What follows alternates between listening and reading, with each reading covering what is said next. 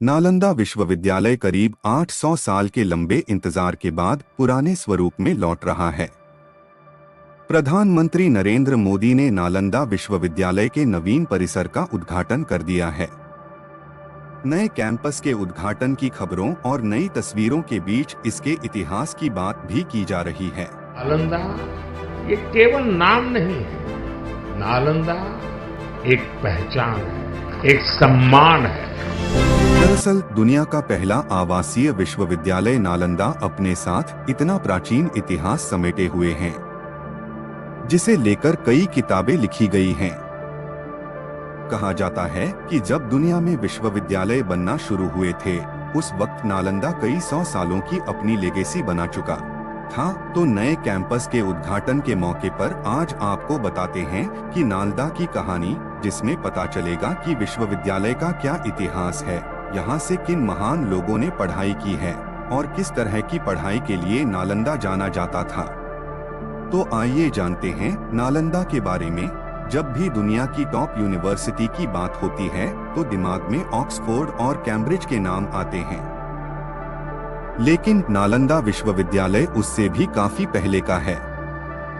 नालंदा 3 शब्दों से मिलकर बना है, ना, आलम और दा। इसका मतलब है ऐसा उपहार जिसकी कोई सीमा नहीं है। इसे 5वीं सदी में गुप्त काल में बनाया गया था और 7वीं शताब्दी तक यह महान यूनिवर्सिटी बन चुकी थी। यह एक विशाल बौद्ध मठ का हिस्सा था और कहा जाता है कि इसकी सीमा करीब 57 एकड़ में थी। इसके अलावा कई रिपोर्ट्स में इसे और भी बड़ा होने का दावा किया जाता है।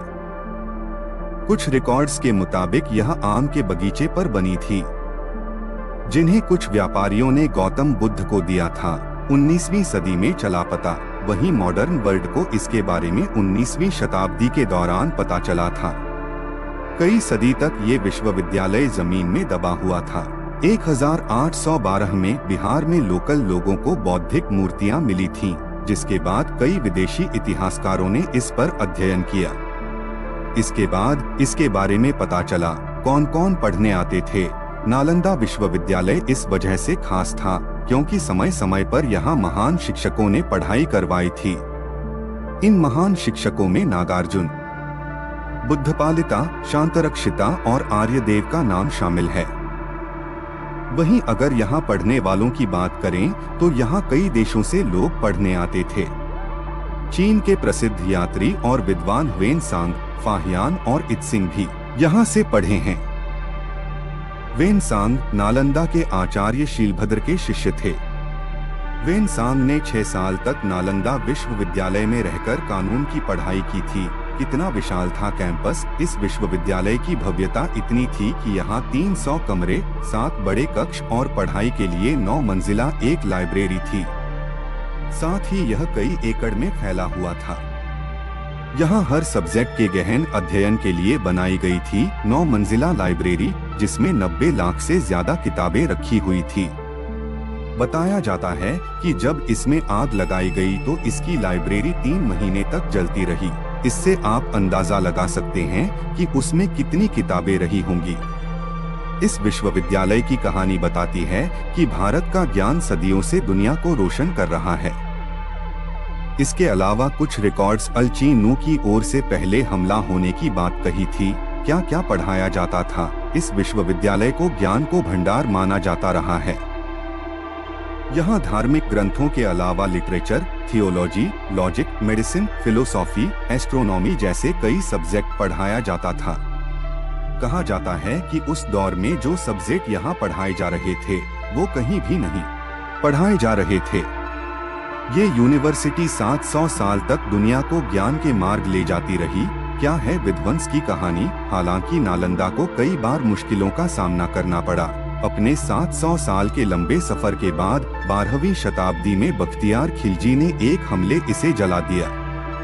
कहा जाता है कि एक बार बख्तियार खिलजी बहुत ज्यादा बीमार पड़ गया। उसके बाद उसका इलाज कई तरीकों से किया गया और इसे लेकर कई तरह की कहानियां हैं। कहा जाता है कि अपने इलाज से नाखुश होने के बाद गुस्से में खिलजी ने इसे जलवा दिया था।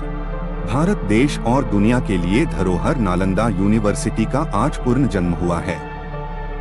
प्रधानमंत्री नरेंद्र मोदी ने आज 19 जून को राजगीर स्थित नालंदा यूनिवर्सिटी के नवनिर्मित भवन का उद्घाटन किया है।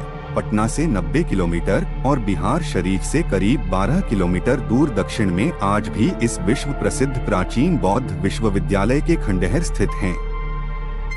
इस विश्वविद्यालय को तक्षशिला के बाद दुनिया का नालंदा विश्वविद्यालय विश्व का पहला आवासीय विश्वविद्यालय था। दुनिया भर के छात्र यहाँ शिक्षा लेने आया करते थे, इसलिए इसमें 300 से ज्यादा कमरे थे, 7 बड़े बड़े हॉल थे और इसकी लाइब्रेरी 9 धर्मगुंज लाइब्रेरी में 90 लाख से अधिक किताबें मौजूद थीं। नालंदा यूनिवर्सिटी के नए कैंपस में 2 एकेडमिक ब्लॉक हैं, जिनमें 40 क्लासरूम हैं। यहाँ पर कुल 1900 बच्चों के बैठने की व्यवस्था है। इस यूनिवर्सिटी में एडमिशन के लिए कठिन प्रवेश परीक्षा हुआ करती थी। इस परीक्षा को पास करने वाले छात्रों को ही एडमिशन मिल पाता था। इस विश्वविद्यालय ने उस समय 10,000 से 20,000 छात्रों को यह विश्वविद्यालय अपने समय में हिंदू और बौद्ध धर्म की पढ़ाई के लिए जाना जाता था। दोस्तों, यह वीडियो आपको कैसे लगा कमेंट बॉक्स में जरूर बताना। बस दोस्तों, आज के वीडियो में बस इतना है। फिर मिलेंगे किसी और दिन किसी और वीडियो के साथ। तब तक के लिए नमस्कार, अपना ख्याल रखें और हमारे चैनल को सब्सक्राइब कर ले। धन्यवाद।